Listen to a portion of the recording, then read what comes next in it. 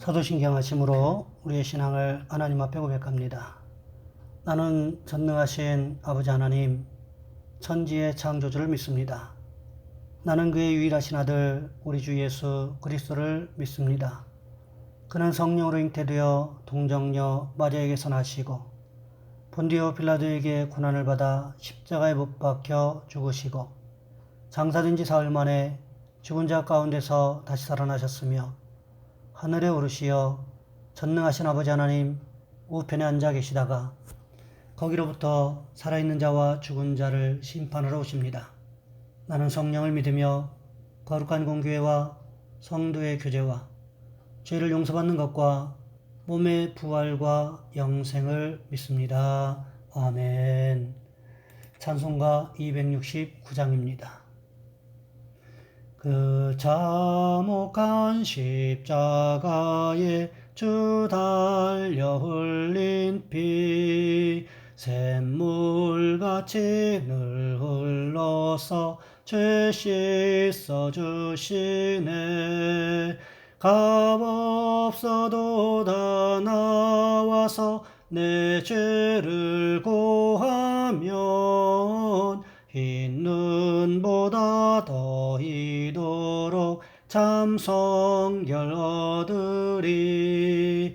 나 믿노라 나 믿노라 그 보혈 공로를 흠없어도 피 흘리사 날 구원하셨네.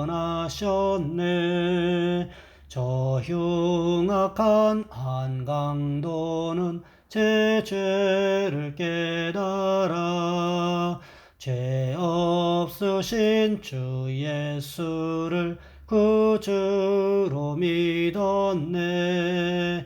내 지은 죄 흉악하나 주 예수 믿으면 용서받은 강도같이 곧 구원받으리. 나 믿노라 나 믿노라 그 보혈 공로를 흠없어도 피 흘리사 날 구원하셨네. 온 백성의 죄 사하신 하나님 어린 양 그 십자가 지심으로 온 인류 구했네. 저 영원한 새 나라에 다 같이 모여서 금검은고 한 곡조로 새 노래 부르리. 나 믿노라 나 믿노라 그 보혈 공로를 흠없어도 피 흘리사 날 구원하셨네. 아멘. 오늘 말씀 요한복음 10장에서 보겠습니다.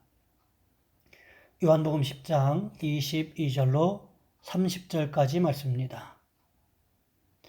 요한복음 10장 22절로 30절까지 말씀입니다. 제가 봉독해 드리겠습니다. 예루살렘에 수전절이 이르니 때는 겨울이라. 예수께서 성전 안 솔로몬 행각에서 거니시니 유대인들이 에워싸고 이르되 당신이 언제까지나 우리의 마음을 의욕하게 하려 하나이까. 그리스도이면 밝히 말씀하소서 하니 예수께서 대답하시되 내가 너희에게 말하였으되 믿지 아니하는도다. 내가 내 아버지의 이름으로 행하는 일들이 나를 증거하는 것이거늘 너희가 내 양이 아니므로 믿지 아니하는도다. 내 양은 내 음성을 들으며 나는 그들을 알며 그들은 나를 따르느니라. 내가 그들에게 영생을 주노니 영원히 멸망하지 아니할 것이요 또 그들을 내 손에서 빼앗을 자가 없느니라. 그들을 주신 내 아버지는 만물보다 크심에 아무도 아버지의 손에서 빼앗을 수 없느니라. 나와 아버지는 하나이니라 하신대. 아멘. 오늘 본문의 말씀을 가지고 예수님의 증거라는 제목으로 함께 말씀을 살펴보겠습니다. 실제로 영국에서 출생해서 진정한 회심을 경험한 뒤 선교를 위해 자신의 모든 명성과 기회를 버린 캠브리지의 7인 중에 한 사람 C.T. 스터드가 선교사로 떠날 때 그를 막아선 사람들은 그의 가족들이었습니다. 사랑하는 아들이 선교사가 된다는 것을 그들은 받아들일 수가 없었던 것입니다. 노만 그럽이라는 분이 쓴 C.T. 스터드라는 그의 전기에는 이렇게 쓰여져 있었습니다. 하나님의 뜻을 깨닫고 선교사로 가기로 결심했을 때였습니다. 그때 가장 큰 시험이 닥쳐왔습니다. 가족의 심한 반대를 맞게 되었던 것입니다. 그의 아버지가 개종했을 당시 그것이 그 집안 전체에 충격을 던질 만한 것이었는데 이제 또 그 아들 중 하나가 선교사가 된다는 것은 엄청난 무리를 일으킬 사건이었습니다. 온갖 설득, 심지어 사역자들까지도 동원되어 포기하도록 종용했습니다. 그에게 복음의 증거로 큰 은혜를 끼친 한 친척조차 이렇게 말했습니다. 찰리, 나는 자네가 큰 실수를 하고 있다고 생각하네.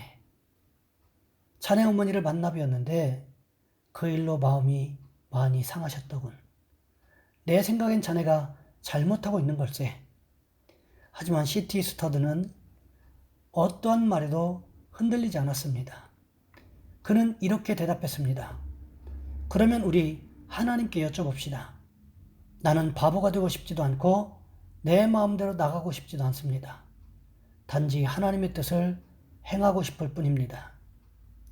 하나님의 말씀으로 자신의 선택이 올바른 것인지 틀린 것인지를 판단해 보자고 했던 C.T. 스터디의 말은 우리에게도 적용되어야 한다는 것을 우리는 기억해야만 합니다. 요즘의 그리스도인들 가운데 자기 생각이 하나님의 말씀이라고 생각하는 경향들이 있는 것 같습니다. 그러니까 하나님의 말씀에 나를 맞춰야 하는 것이 지극히 정상임에도 불구하고 하나님의 말씀을 가져다가 내게 맞추려고 하는 것이지요.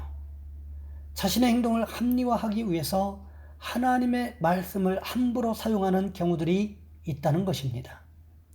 이런 일들을 많이 하는 집단들이 있는데 그들이 바로 이단입니다. 하나님의 말씀을 가져다가 한 부분 한 구절 몇 단어만 잘라서 자기들의 논리를 설명하기 위한 구실로 기가 막힐 정도로 짜깁기를 합니다. 그래서 많은 사람들이 그 논리를 깨지 못하고 그 논리의 함정 속에 빠져들게 되는 경우들이 얼마나 많은지 모릅니다. 오늘 본문 27절과 28절 말씀에 보시면 이렇게 기록하고 있습니다. 내 양은 내 음성을 들으며 나는 그들을 알며 그들은 나를 따르느니라. 내가 그들에게 영생을 주노니 영원히 멸망하지 아니할 것이요 또 그들을 내 손에서 빼앗을 자가 없느니라. 예수님께서 자신의 양들에게 참되고 영원한 생명을 준다고 말씀하고 계십니다. 참되고 영원한 생명, 그것이 무엇일까요?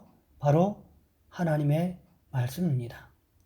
하나님의 말씀이 참되고 영원한 생명이 된다고 성경은 끊임없이 증거하고 있는 것입니다. 예수님은 자신에 대해서 여러 가지로 설명하시면서 또 무엇이라고 말씀하십니까? 생명의 떡이라고까지 말씀하지 않으셨습니까? 사람이 양식을 먹어야만 살아갈 수 있는 것이 당연한 것처럼 영적인 생명의 양식 되시는 우리 주님의 말씀을 듣고 깨달아야만 된다는 것을 성경은 우리에게 가르쳐주고 있는 것입니다. 오늘 본문 28절과 29절 말씀해 보시면 우리 주님 이렇게 말씀하십니다. 내가 그들에게 영생을 주노니 영원히 멸망하지 아니할 것이요 또 그들을 내 손에서 빼앗을 자가 없느니라.